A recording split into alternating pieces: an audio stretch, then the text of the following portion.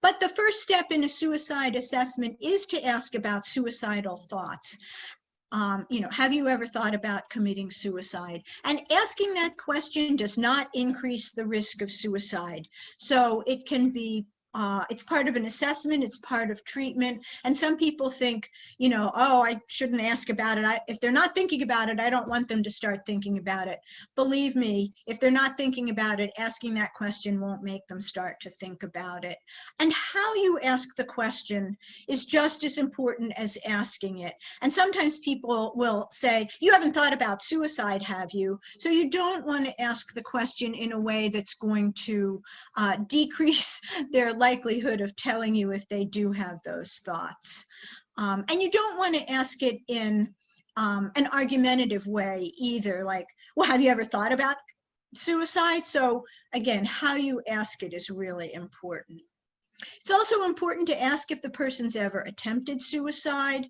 And if they have, and obviously if you're talking to them, they survived, how did they feel about surviving? Do they have a plan, as I talked about with the risk factors? How detailed is the plan? And do they have the means to carry out the plan? Research has also shown that asking people how likely it is that they will kill themselves on a scale of 1 to 5 is very valuable. Again, you don't need to pursue all of these questions if when you ask your first couple questions, the person says, gee, I've never even thought about it. And they don't have, risk factors, and they have protective factors, but these are assessment questions when you've determined that is a risk, or that there's any, or that they have these risk factors that I talked about.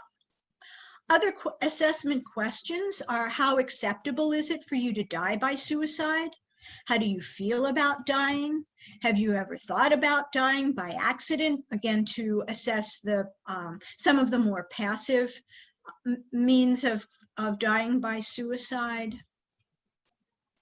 Or if you hear them mention other passive suicidal thoughts, you might want to then pursue a suicide assessment. I wish I were dead. Gee, I'd really like to go to sleep and not wake up. So even if a client doesn't indicate suicidal ideation, if they're seriously depressed or have other risk factors, as I said a moment ago, then a suicide risk assessment is important.